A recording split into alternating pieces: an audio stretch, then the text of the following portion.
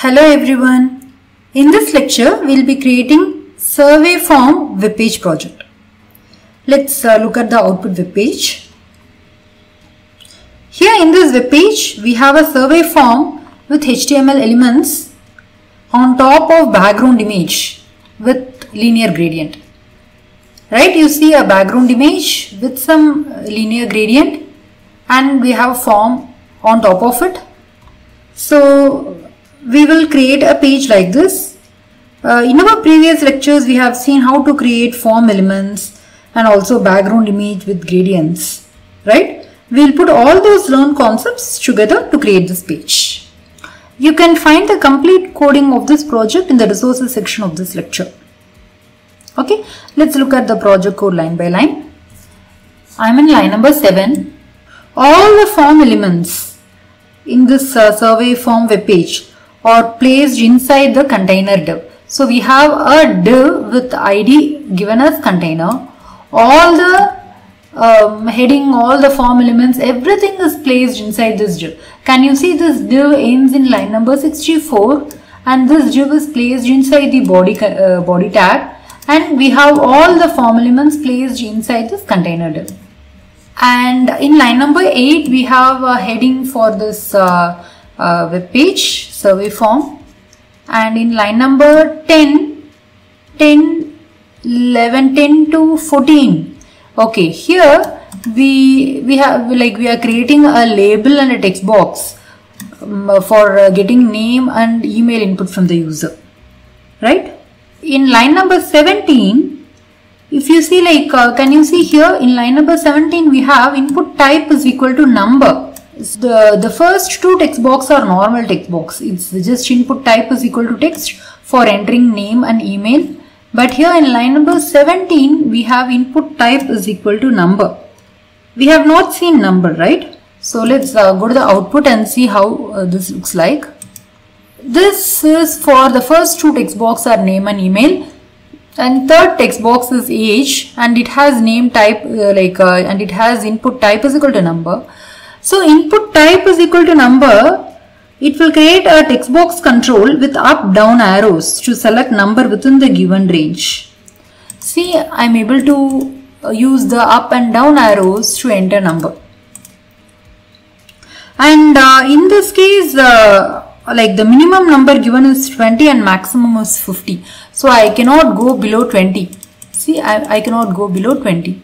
And also, we can also enter the number here directly. So I am entering 49. The maximum number is 50. We cannot go beyond 50.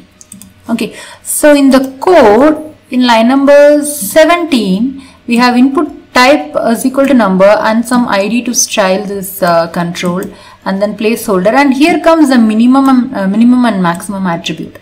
So minimum is set to 20 and maximum is set to 50. In line number 20, we have a drop down. We have a drop down control. Right? We use select tag to create a drop down and option tag to display the options in the drop down. Here in line number 21, do you see there is something called selected attribute? What is the purpose of this selected attribute? So this selected attribute sets the default value in the drop down. So now the default value in the drop down is, let me refresh. Okay, the default value in the drop down is select current role, right? And when I click on the drop down, I get other options. So we can change this default drop down option by placing the selected attribute wherever we want. So I am going to place the selected attribute for part-time worker. So now when I refresh the output page, part-time worker, that option will be selected by default. So we have part-time worker option selected by default. In line number 29, we have radio button control, and in line number 44, 45, we have checkbox control. Right, so we have already seen the radio button control and checkbox control in detail in our previous lecture. So I hope you will be comfortable with radio buttons and checkbox, and if you have any queries, if you are not clear, you can watch the previous lecture, and you can also email me if you have any questions. So we have covered all these parts, right? Here is the radio button control, and below that we have a drop down, and then we have a checkbox control. On line number 60, at the bottom in line number 60, we have a text area control for user comments, and in line number 62, we have submit button for submitting the form. So all these controls we have already seen in the previous lecture, and I think you must be pretty much comfortable with the HTML part of creating form elements. So now we'll go to CSS part. This HTML file is linked using external style sheet to a CSS file named project2.css. So we are going to CSS. Okay, first let's look at the output again here. In the output we see a background image with some gradient and transparency, and this background image covers the entire page, right? There is a background image with gradient covering the entire page. So for that, in CSS we are using body element selector, and in the body element selector we are using background image property with linear gradient, and the first parameter specifies the direction of the gradient, and the next parameter specify the colors. Here we are using two colors, only two colors, gradient with only two colors, and here we are also giving an extra, like this is a local image that I have. We are using URL and specifying the image address inside the URL. So this line number 3 creates a background image with gradient effect and some transparency. The transparency is because of RGBA, and we have seen earlier that in RGBA the fourth last parameter is for opacity. So we can control this value. This takes value between 0 and 1, and controlling this will control the transparency of the image. And one more thing, CSS line number 5, in this page line number 5 we have background size cover, and because of this property this image is covering the entire web page. Even if the image is small, this property forces the image to cover the entire page. Next, in line number 8 we are styling the div container. Right, here is the CSS styling for div container. Okay, let's go to the developer tools and explore this. I'm opening developer tools. Expanding the body here. Here is our div container, right? And here is the associated CSS for div container. Here our output web page is responsive. See, I am resizing the web page, and the survey form always stays in the center, and the form elements also resize according to the screen width, right? How does the form container always stays in the center? Even if I resize, the form container always stay in the center. How is it staying in the center? Or which CSS properties are used to make the container stay in the middle always? Any guess? Yes, this is because of CSS properties width and margin that is given in the container div. See, width, we have width set to 60% and margin left set to auto and margin right set to auto. So because of that, for any screen width, the container div will occupy only 60% of total width size, because width is given as 60%. So for any screen width, if the width is 500 pixels, then the container the container div will occupy 60% of 500 pixels, and remaining space will be equally distributed between left and right margins, right? Because of that, always this container div, it's staying in the middle.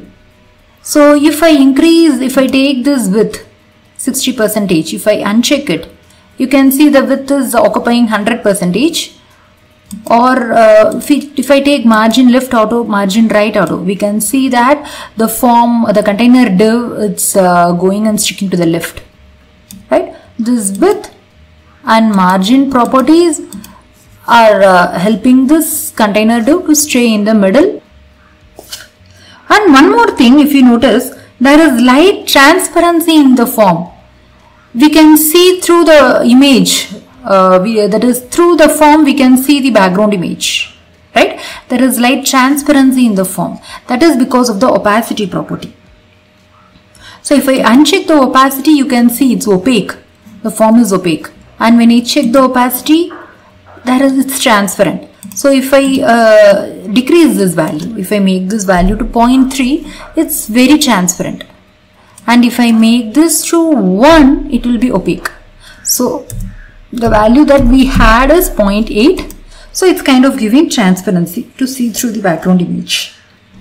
And going back to Sublime Text, in line number 11, the line number 11 styling is for labels.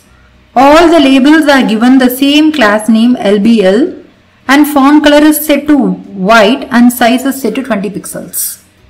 Right? All the labels, here class name given is LBL and it is styled together with color white and font size 20 pixels. And next in line number 13, that is line numbers 13 through 17, we have used ID controls of the form to set the width and height of the properties of the form elements. Why do we need to use only ID for form elements instead of class? That's because we need one is to one association of each control with its label, and it's possible only using ID attribute. Remember label for attribute? That is using for label for attribute, we map each control with its corresponding label, right? For that we need ID attribute. So because of that, here for all the form elements we are using ID attribute and not class attribute for applying the CSS styles, right? So I hope you are comfortable with the HTML and CSS till this point for this web page. And all these concepts you have already seen in the previous lecture. So if you have any doubts, you can just go back and watch the previous lectures. I'm sure you will understand. Even after that, if you have any questions, you can feel free to email me. So here is my email ID, designwebsolutions@gmail.com. Here in line number 19, I have included my email ID in comments, designwebsolutions@gmail.com. I think the email ID is also available in the course description. In the next section, we will start with advanced CSS concepts. It will be very interesting. We will be doing many assignments and projects to understand the advanced concepts in CSS.